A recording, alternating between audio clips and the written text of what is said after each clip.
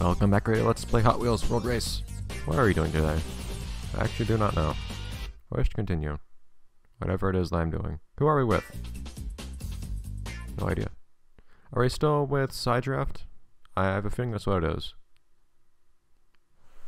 Yeah, since we haven't gone to the Elite Leagues yet, but we're on the last non-Elite League, the last Veteran League, which is going to be with Street Breed. So yes, Side Draft. Deduction. Which means our nice little Sunset Challenge reunion, which had a pretty emergent pattern that we could see, actually. I do look forward to getting to see more stages, though. And getting to unlock the last of the cars, which should be grand. Not there quite yet, but we're going to be there very soon, since we're almost done with this tournament, actually. At least I get to have a warm-up before I go into playing that. So, someone showed me you can do some interesting stuff on these loops. You can actually drift on them with a handbrake, and for some reason your speed goes super high when you do it. It's kind of ridiculous.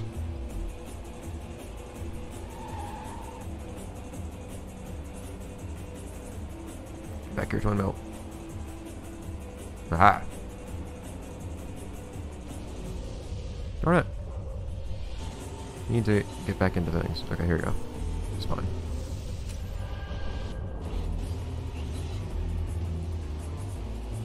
Not too bad. I don't recall what position we're actually in. We did get a pretty bad position in one of these races. So I do want to make sure I do decently on these. So I'm pretty sure I don't need to worry too much about what position I get. Of course, right now there's actually no real stakes for what position I get anyways. Hello, Mega Duty, thank you.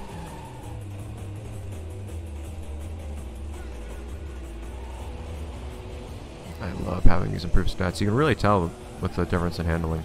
Go away. Okay, switch back. But all it really matters is that I at least once. It's tempting to always do that now. I don't know why it increases your speed either, doing a drift there.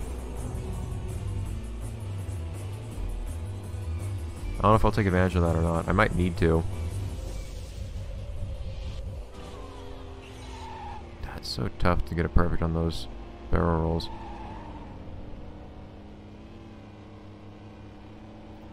Huh. So I'm noticing hitting the handbrake just a little bit does work pretty well in terms of actually increasing your turning without making you start sliding and losing speed. So it seems like it's actually a good idea on hard turns. Turns that are just barely not too hard to tap the handbrake. Ah. Get back and switch back. Like that one, I actually held it for a moment. But, like here for instance, I'm actually tapping the power brake button and it seems to help a little bit actually. Might not be totally right about that. Anyways.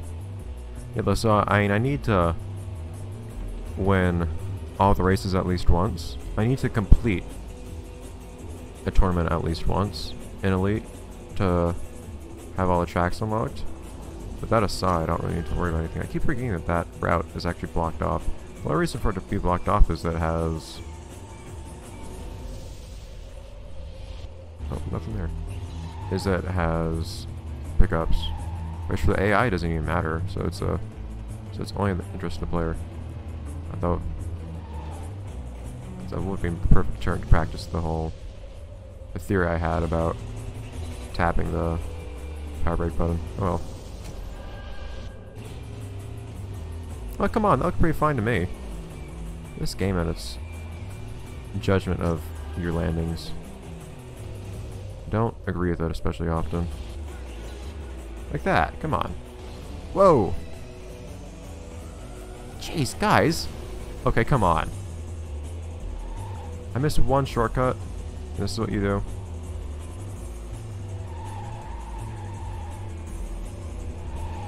back here.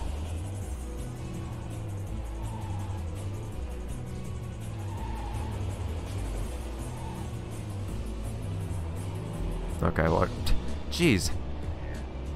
The rubber banding again. The effects of rubber banding are that only the end of the race matters. It's a little dumb.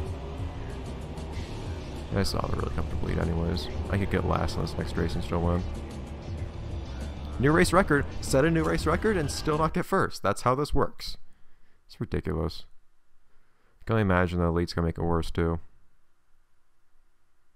So there's nothing that you unlock in this game or anything by winning a tournament or anything like that. You just unlock tracks by playing them in tournaments.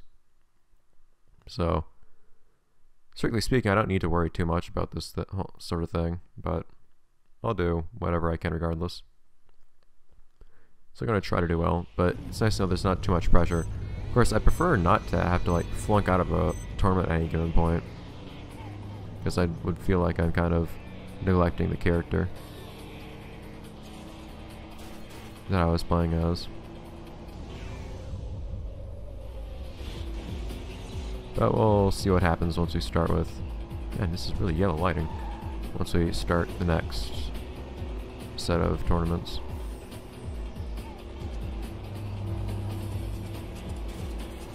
Go away, switchback. Stop it. Stop it. Stop it! Ah, dude. You're turning really hard and you're turning right into me. I wish this car actually... Up to high! See, that's what you get. I wish this car actually had really high top speed. Like in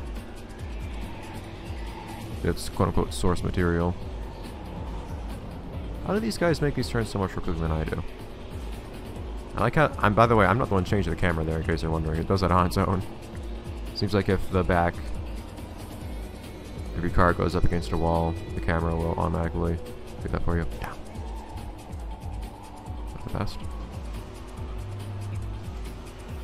Okay, well we're alright.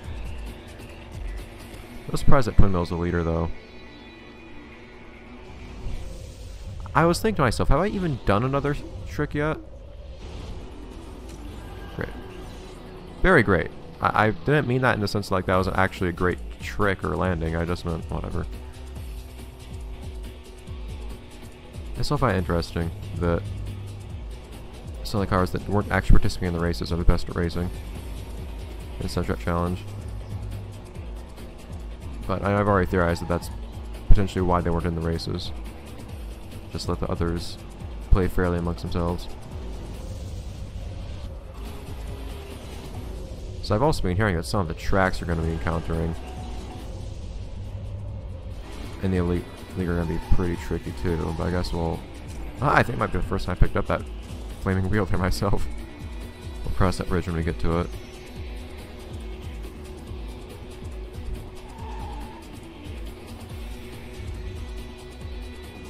Before that, we have one more race after this one, actually, so not a lot. Aha! This time I actually did get all of those. So how much trouble I had picking them up when I was trying to get everything in this place. Man, guys. The difference that it makes boosting off of a jump, even if there's no shortcut to be taken, it's massive. As you saw in the last race. And Twin Mill, what is your deal?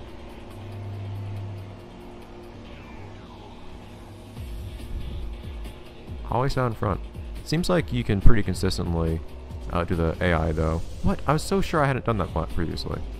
Now I'm gonna fall behind because I'm not doing anything there. And this one was automatically a boost jump, which means at least I didn't fall behind. Let me take a look at the stats of Twin Mill at some point though.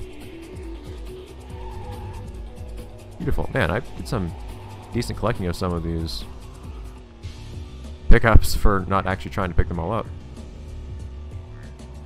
Shoot. Street Freak at the beginning and then, man, XC3, you're making me sad. Nobody with him, and now this is what happens. Anyways, one more race. And one day, probably not today, because, man, you do so many races in Elite League, it's going to take a while. Like, this, it's going to take at least an entire recording session. If I started a recording session with starting an Elite race, and these are an hour and 15 minutes approximately, then I still might not finish the entire league by the end of that. It's crazy how long those are going to be. But at the very end, finally, I don't remember what it's called. Not Ice City, I don't think, but whatever the place is called. The GBA version made a big deal of it, at least, even though there was nothing special about it. I expect there's not going to be anything special about it here either, in terms of the track. But still, it's something that we're told is special, so it is special. And it's going to be the final race, of course. So there'll be that factor to it regardless. Hey, finally get to hear our own music.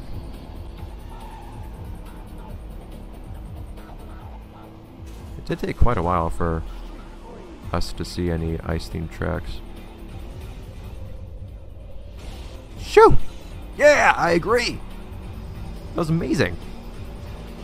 See, these are the sorts of things that cars with expertise outside of just stunts can pull off. Okay, so I've seen some disagreement as to which way is faster here. I was initially told that going all the way to the right is faster, and now I'm told that only going to the left is faster. So we'll see. Zoom!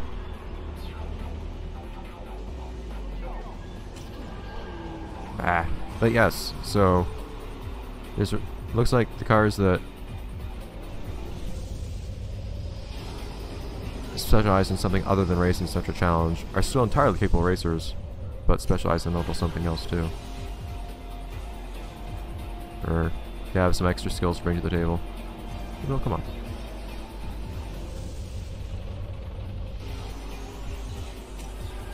Keep picking that up for me, Twin Bell. Man, I lost a lot of speed there.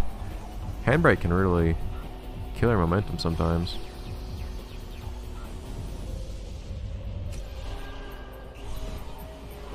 Ah! Sick of bumping into stuff and bouncing around. Ah. The worst thing though is when you lose your traction on some of these turns, because you see how bumpy everything is. So supposedly I'm no longer in a very good position, since the game says I'm in 5th. So we'll see if I fall behind. I might come out of this route. Oh. Alright, someone else is hurt. I'm pretty alright.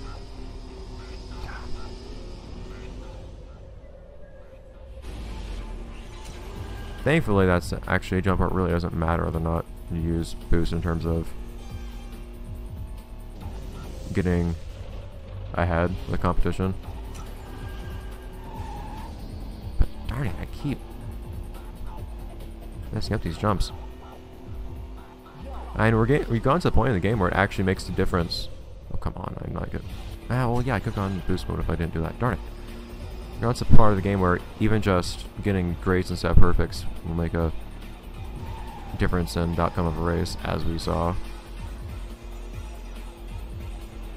2 races ago when I got 3rd, and everyone passed me, literally everyone, just because I didn't have boost on a single jump to use.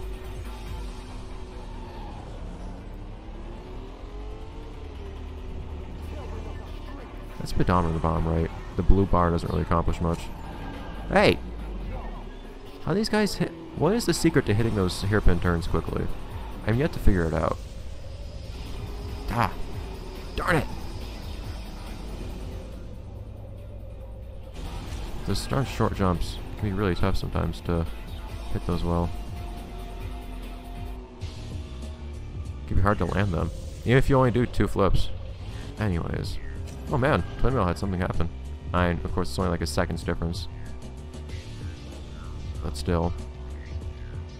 Look at that. Executing not last. Ice in that race. Whole tournament, yes. So that's our hierarchy, which is pretty much exactly what we had found before. I don't think the positions of anybody actually changed this entire episode. It's interesting to see how some Set challenge.